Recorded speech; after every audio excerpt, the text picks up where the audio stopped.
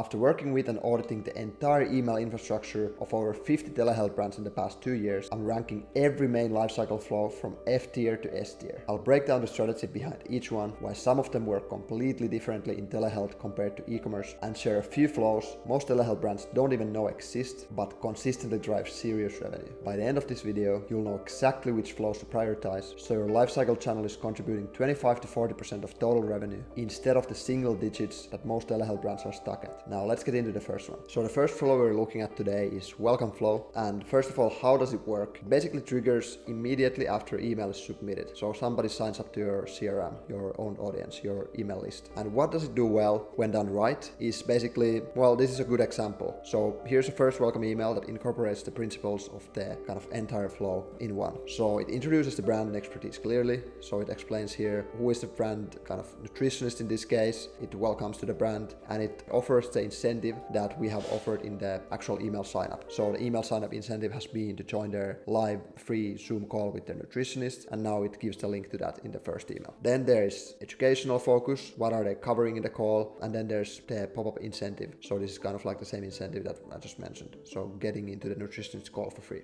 Then it gives social proof to the brand, so there's a couple of reviews, 5-star reviews from their best customers, and then just another like USB section at the bottom here. Now, what is the conclusion about this flow? First of all, it's one of the first flows that you should set up. It is the flow that you basically combine with the sign up form on your site. So this flow basically takes those people who are not warm enough yet to go to your questionnaire abandonment flow, so they don't basically start your questionnaire, but they are still curious. So when they're leaving the site, you connect their email information with like a pop-up or exit intent sign up form, and then that flow pushes to this top of funnel nurturing flow, and that's the welcome flow. And it's one of the first flows you should set up, but it's not the absolute highest performer in telehealth. So I would put it to A tier. So that's the first flow. Alright, so the second flow we're reviewing today is the post-purchase onboarding flow. And this flow is the one that is triggered after the first order is completed. It's the most important retention specific flow, and the below email here gives you an entire kind of free guide. It's an example of an entire free guide given in the email, and there's literally no selling because these people are already bought into the treatment, and now the key goal needs to be expectation setting, giving them value, empowering them, supporting them, and so on. So here you can see an example. Let's set you up for success, and then there's minimize side effects with consistent routine, and then they're offering free value. So they're offering these time tracking charts to keep a weekly record of your medication intake, and then there's weight tracking chart, and then there's even like a free recipe for like GLP friendly meals that help with your weight loss goals. So this flow is basically completely the opposite of selling. And why isn't the goal to sell? This comes down to the short-term thinking versus long-term thinking, because long-term, especially in the telehealth space, is more profitable. Why is this? Because when your customer has a better understanding of the product, it also leads to better results, better outcomes from them, and thus higher LTV and lower churn. So that's how it basically works. And this flow isn't just about the free guides or any single kind of thing along those lines. It does so many different things at the same time. It highlights the patient success stories, it builds brand loyalty, it automates the customer support check-ins,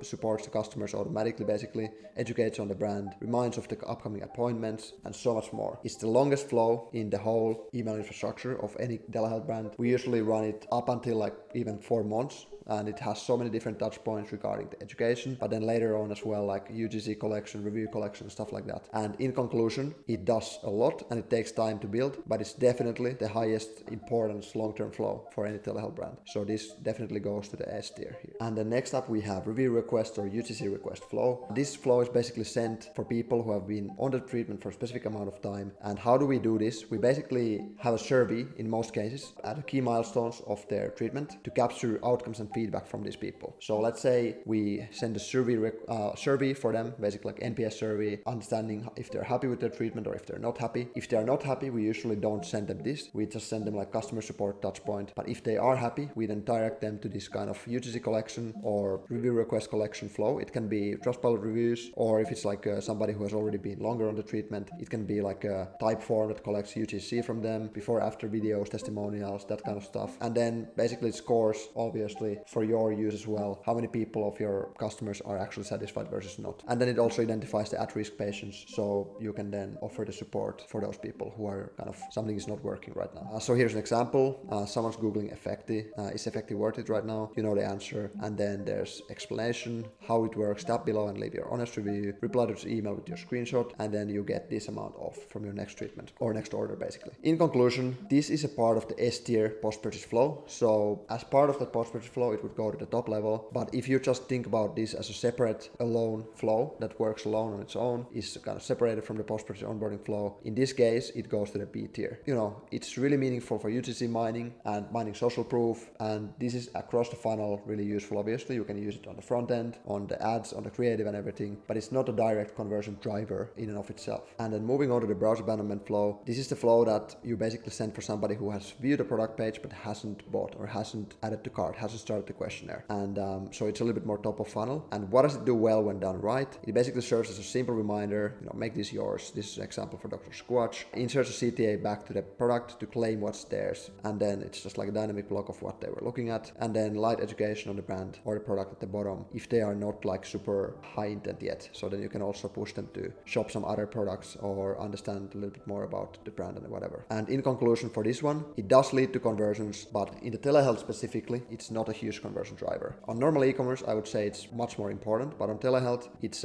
much less important in comparison, because you have the questionnaire abandonment flow separately, and you also have the welcome flow. You collect those leads and then you send your campaigns. So this is not like a huge conversion driver in a way. And then the next one, cancellation plus win-back flow. So this is basically sent to patient who churns either immediately after churning or then delayed, like 1 to 2 months later or something. And usually we combine these into one of the same flow, but I will show you both of those examples below. First of all, what does it do well and when done right? There's option A, which is the one that is basically sent immediately after cancellation. It collects the reason for the cancellation first of all. In case you haven't collected that on the actual like cancellation form on the website, then you usually want to finalize that and collect that information on your email. So there's, hey, first name, we noticed you've taken a step back from your journey and we'd love to hear why. And then it's like a personal email from the founder. And then there's basically the reason, which is why they cancel. That reason will be mined here, because then we can actually personalize the rest of the flow according to their specific reason. So unless you have already collected on the website, you collect it here. And then after that, you will be able to personalize the flow. So for those people who the reason was price, you have a different flow, you have a different sequence compared to those where the reason was like didn't reach my results or didn't reach my goals or had side effects or something like that. And this data is obviously not just for winning them back, so not just for personalizing the flow itself, but actually fixing the entire patient journey so the next cohort doesn't churn for the same reasons. So if you can start seeing that there's like issues with, let's say, customer care, patient communication, stuff like that, then it's your chance as a brand to fix that issue and make sure that people don't churn anymore for that reason at least. And then that fixes your whole funnel, makes it more profitable, etc. And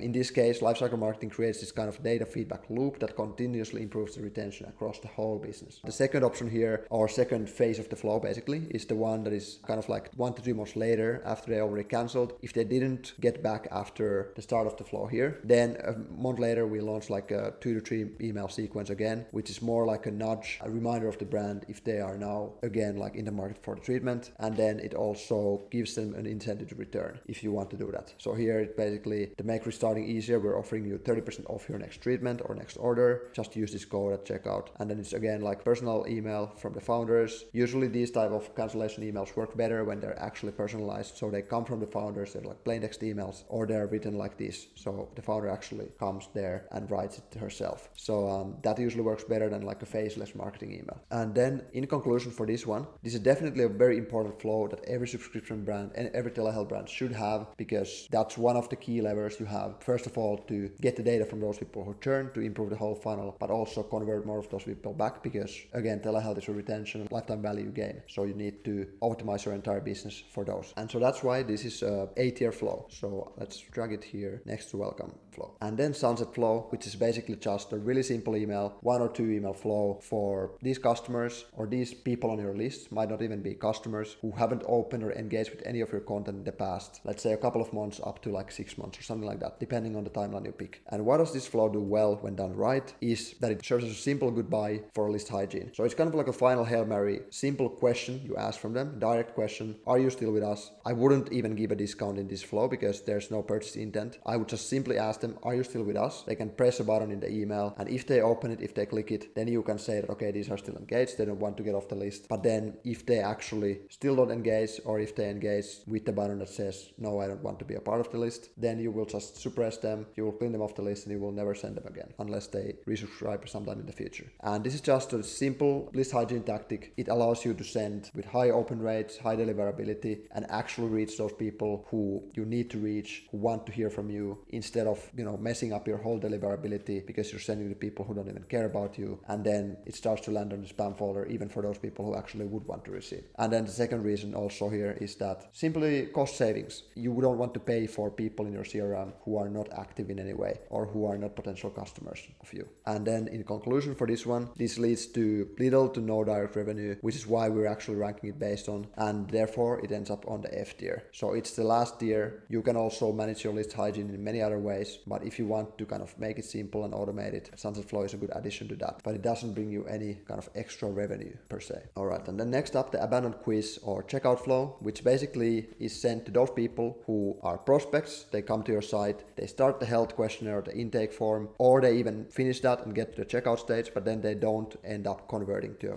paying patient. And what does this flow do well when done right? It's basically serving as a reminder to complete your health intake. So you can see here, we offer a reminder, hey there, we noticed you left your questionnaire, you didn't complete it. You're offering support for them, but you're also offering them a unique dynamic recovery link, which is basically a magic link that contains their progress information of the quiz. So if they have been filling it for a couple of minutes, then they get back to the quiz from here. They don't need to start it all over again, but it remembers their progress, and they have already filled the information, so they can just pick up from the exact spot where they left off from. So it's really, really good for removing friction and then helping the conversion rates. So that's the right way to do it. And then it handles the product related objections. So it's basically like an FAQ in a way. Obviously this is just one email in the flow, but it's kind of like conversational, personal. You have these different FAQs that you are trying to handle one by one, so they wouldn't have any objections left after going through the flow, and then they would logically convert to becoming a patient. And then the same kind of dynamic magic link at the end of the flow, which is linking them to the pre-filled questionnaire that they started earlier. This is also a flow that is quite simple, but it's the most important flow in telehealth. It makes millions to all of our clients and all of the brands that actually use it right way. And